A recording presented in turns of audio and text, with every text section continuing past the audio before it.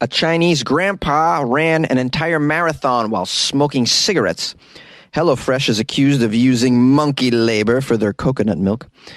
And a scuba diver in California was rescued by 3 mermaids. These are the weird stories for Tuesday on Weird AF News, the only daily weird news podcast hosted by a dude inside a closet. Oh, yeah. Goals, guys. Goals. A chain-smoking grandfather completed an entire marathon all while smoking cigarettes.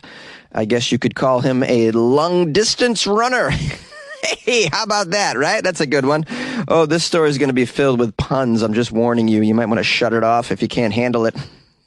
But you might want to stick around. Let's find out what the secret is. This man is obviously a specimen of amazing health if he can smoke and run an entire marathon. What is the secret, man? It says here he puff past the other marathoners in this smoking run. Yeah, puff past. The writer of this article also on top of the puns. It says here a Chinese grandfather redefined smoking the competition after he ran an entire marathon in just 3.5 hours, all while puffing away on cigarettes. Images of the chain-smoking athlete are lighting up Weibo. Get it? Lighting it up. Oh, my goodness. The puns are awful in this. Weibo, by the way, is the Chinese social media platform, in case you didn't know. Fans all over the world are praising Grandpa's respiratory fortitude. I would love to know if he stopped running to light up. That's what I assume he did, right? Which probably held him back. Maybe he would have won this if he just had a vape and he never had to stop. Because you can't, I assume, light a cigarette while you're running, because you're creating wind, and that's just going to make it difficult. You got to pull over, light, and then go. I'd like to know how many cigarettes he smoked in 26.2 miles. He's 50 years old. He's known as Mr. Uncle Chen. Mr. Uncle Chen accomplished this breathtaking feat at the Xianjiang Marathon in Jiandi. I think I'm butchering all these names. I apologize. I'm doing the best I can here. Public school, guys. Public school. He ran the entire 26.2 miles while either smoking or lighting up a cigarette, according to the media. Now, smoking might seem like it would be at odds with long-distance running. Yes, of course, because the only people that I know that can run an entire marathon do not smoke cigarettes regularly. However, this tobacco-loving grandfather reportedly managed to complete the event in an impressive 3 hours, 28 minutes, which is a pretty good marathon time according to the Marathon Handbook. I didn't even realize there was a handbook for marathons. I've never looked at it because I think running marathons is a silly way to spend your life, and I just can't get on board with that. As a result, it says here, Uncle Chen placed 574th out of about 1,500 runners, as seen in a certified post on Weibo. So he was in the bottom third, approximately. But those other guys, and, well, whoever ran, guys, ladies, whatever they identify as, I assume they weren't smoking. Is there a separate marathon for smokers? We should have a marathon for people that have, like, really bad health habits. See who would win. You got a smoker running against a junkie, running against someone who's... what's a terrible habit? Someone who can't stop touching themselves, and so they're touching themselves the whole race. I'm just throwing out bad ideas, guys, as per usual. Feel free to run with any of them. Get it? Run with it? Okay. Meanwhile, images show the marathon runner sprinting along with a cigarette dangling from his mouth like a health-conscious Edward R. Murrow. Needless to say, social media fans were very impressed that he actually managed to finish the race while smoking cigarettes. And in addition to that, he finished the race without running out of cigarettes. Other people accused him, though, of harming other competitors with secondhand smoke. Oh, no. There's always a scandal, right? Although I'd imagine if you were running behind him and you got hit in the face with a waft of cigarette smoke, that would be none too pleasant, right? It might throw you off your game. You don't expect that at all, to be hit in the face with a cloud of tobacco smoke. Oh, man. This gives me an idea. What if you ran a whole marathon while smoking a hookah? That'd be pretty cool. It says here, this isn't Mr. Uncle Chen's first rodeo. In 2018, the cigarette-loving marathon grandpa finished the Guangzhou Marathon in 3 hours and 36 minutes. He also completed the 2019 Xiamen Marathon in 3 hours and 32 minutes, proving that not only is smoking not hindering his amazing performance, but it may actually be improving it. Now, obviously online, some people were pretty frustrated that this gentleman was allowed to smoke while running the marathon. They questioned whether this was legitimate and if it was even permitted in the marathon. And it says here in the article that there are no rules that state runners cannot smoke while competing in the marathons, at least the marathons in China, which is, if you know anything about China, it's a big-time smoking country from my understanding. Now, it says here, Grandpa Chen happens to be what's called an ultra-marathoner. I have no idea what that means. It sounds pretty badass, though. You should add smoking to the beginning of that. He's a smoking ultra-marathoner. He was not shooting for a Guinness World Record for the fastest marathon while chain smoking. There isn't any previous record in place for that. Well, you got to give it to him, man. Put it right up there with the guy who can drink a pint of vodka while finishing a marathon, or the other guy smoking a crack pipe over the finish line. That guy. Like I said, we should have a marathon of all of these people in their habits. It would be wild, man. HelloFresh is being accused of using monkey labor for their coconut milk. Oh, they got some monkey slaves? That's horrible. I hope this isn't true. You can't use these monkeys for their labor. Although it is a lot better than the 5-year-olds making sneakers in some of these places, so we've heard. That's terrible. But let's find out if the monkeys are also being exploited. Can't have that. HelloFresh uses coconut milk obtained from monkey labor in Thailand. That's according to the allegations from you-know-who, the People for the Ethical Treatment of Animals, also known as PETA, also known as a pretty useless organization, in my opinion. PETA is calling for a boycott of this meal delivery service, HelloFresh. They are claiming the following. The monkeys are chained, whipped, beaten, and forced to spend long hours picking those coconuts. They claim that there's animal abuse in 57 total operations in 9 provinces in Thailand. This is some serious stuff, guys. Now, obviously, they've reached out to HelloFresh for a statement about this. They say that they have suppliers that have assured them that their coconuts are not procured using monkeys or monkey slaves at all. Here's a quote from HelloFresh. HelloFresh strictly condemns any use of monkey labor in the supply chain. We take a hard position of not procuring from suppliers or selling any coconut products which have been found to use that monkey labor, the evil monkey labor. We have written confirmation from all of our suppliers, by the way, in the U.S. and globally. They do not engage in these monkey labor practices. We won't have it. We won't have the monkeys being maltreated like this. But yet PETA says they have some evidence. They claim that they got some photos from some of these coconut milk suppliers showing that the monkeys are chained on trash-strewn patches of dirt and flooded areas with car tires as their only shelter. My goodness. They want an investigation. They also claim that these monkeys were kidnapped from their families. How terrible. From their families in nature. They were dragged out of nature and put into a coconut tree, which is kind of like nature. They say the species has been exploited by the coconut trade for years, and they are threatened and endangered, and they want something to be done about it. We have a quote from Tracy, who's PETA Executive Vice President. Tracy was probably responsible for that very important movement a couple years ago when she had those animals removed from the animal cracker box because those animals were in a cage on those cracker boxes, and she was like, I got to get them out of that cage. We shouldn't ever see an image of an animal in a cage. How dare they put that on an animal cracker box? Great job, Tracy. You're making very positive change in the world. You're going to save us all from everything that's happening now. Here's a quote from her. The monkeys are chained around the neck and forced to toil day in and day out, all for HelloFresh and other companies that clearly lack a conscience. PETA is calling on everyone, including HelloFresh, to stop buying canned coconut milk from Thailand until monkeys are no longer used and abused for their profits.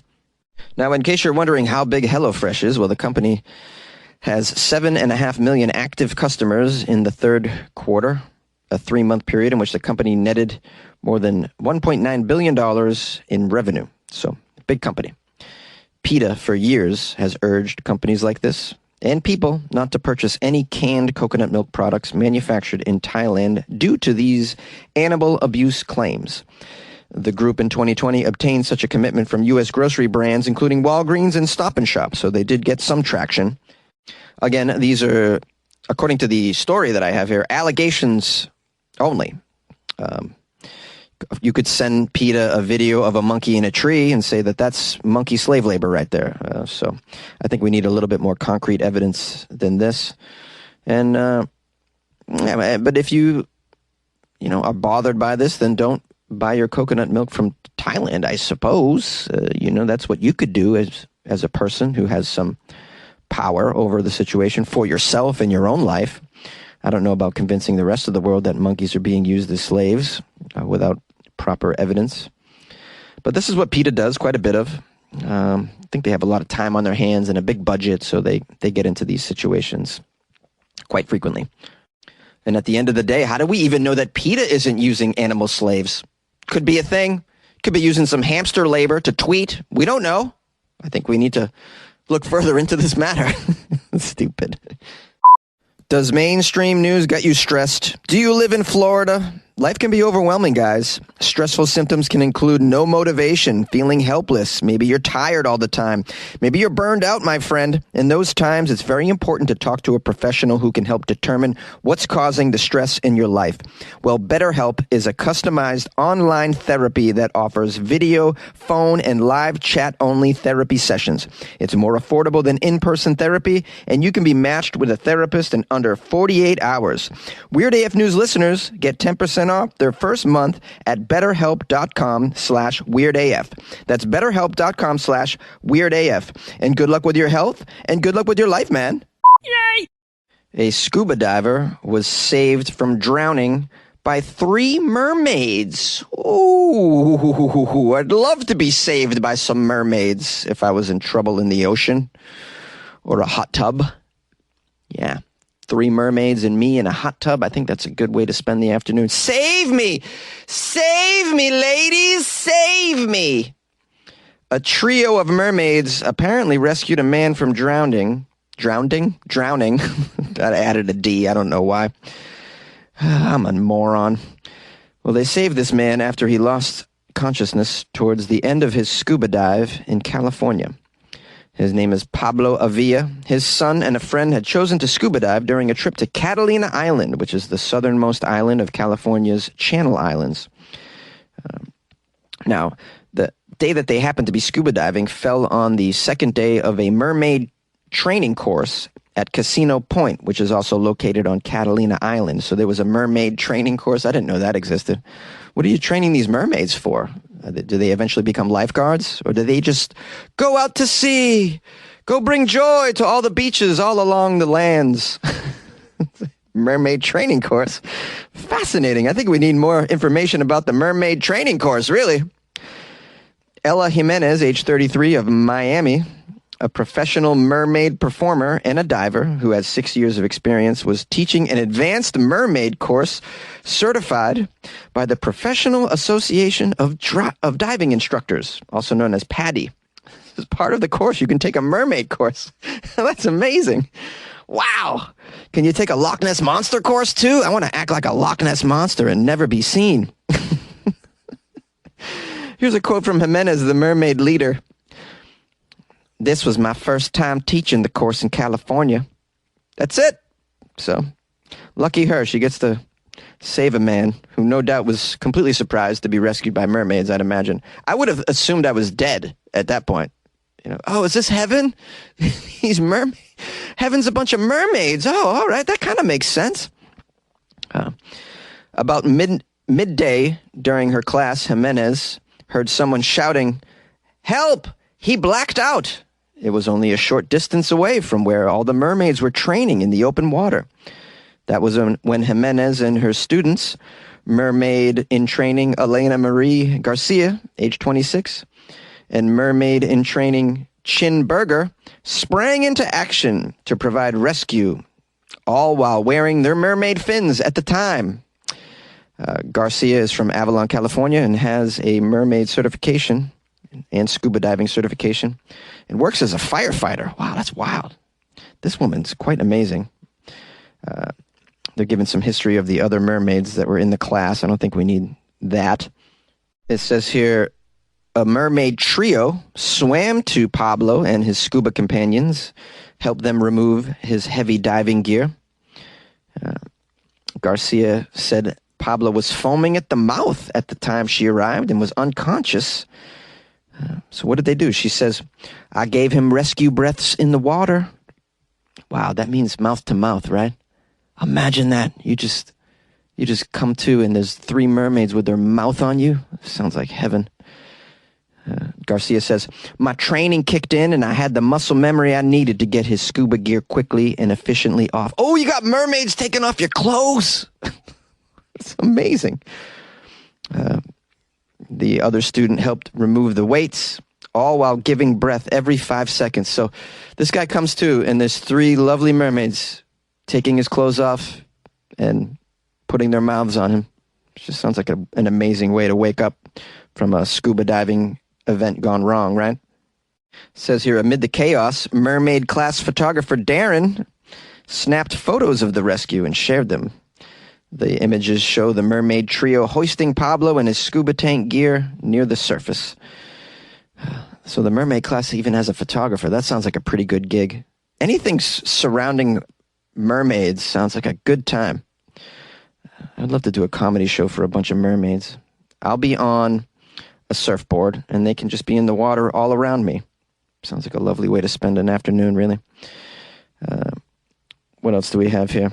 Another quote from Jimenez. I think we were all meant for these roles in life, and that moment proved we were exactly where we needed to be.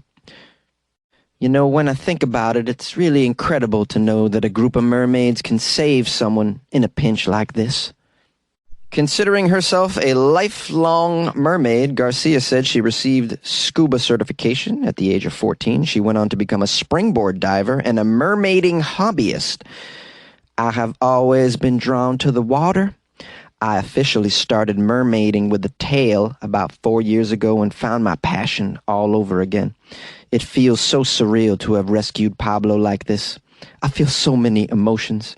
I'm proud of the way that me and my mermaid crew handled the rescue. It was absolutely a team effort. I also feel a great sense of relief that Pablo survived, as I believe it's rare to come back from needing full CPR to breathing, talking, and smiling. The mermaid Garcia also added she now feels a very strong bond with the other mermaids. She says, I know we are all going to be friends forever. Wow. Mermaids are just tremendous people, huh? Where do you meet mermaids? Did you have to take the course? Just like I never see them whenever I go to the ocean or to a community pool. I'm just wondering where you. I want to meet some mermaids, man. You like podcasts? You're listening to my podcast. Maybe you thought to yourself, I'd like to make a podcast. Too difficult. No, not with Anchor. Anchor has free creation tools that allow you to record and edit your podcast from your phone or your computer. Anchor distributes your podcast to Apple, Spotify, Stitcher, and more.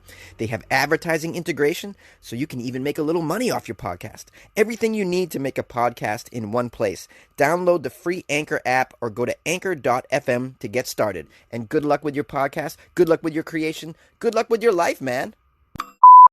I've got the lovely bunch of coconuts, and they were not procured using monkey labor. Disclaimer.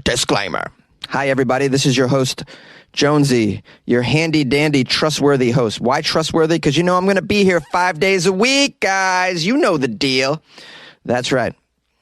For those of you who are new to the Weird AF News podcast, we do weird news segments from all around the world, Monday through Friday. And on Friday, we only do weird news from Florida. That's right. If you have a weird news article you would like to send me that's fairly recent, please. I can't use those ones from 2014. I'm so sorry. My email is funnyjones@gmail.com, or you can drop into my DMs. I'm not drop, slide. I think the kids are saying slide into the DMs. Yeah, that's more appropriate. You can slide an article into my DMs along with a hello at Funny Jones. That's right. Super easy to remember, right? Now, if you would like to support the podcast, I wish you would. I have a Patreon. It's Patreon, patreon.com/weirdafnews. There's a link to it in the show notes. And there's a link to it on my official website, weirdafnews.com, which is somewhat of a primitive website, but it's good enough. And it's paid for by the Patreons and all the donors. So thank you guys for keeping my website running. These things aren't cheap to build and keep going, I found. I can't make a website. I got to pay a guy. Come on now. What do you think? I am smart or something? I am definitely not. Now I'm going to publish a phone call or two after this if you'd like to stick around. If you want to call the show and participate like that, because you got something to say, you want to express yourself, it's 646-450-2012. I hope to hear from you. I hope to get some love from you as well. Give me your love, all right?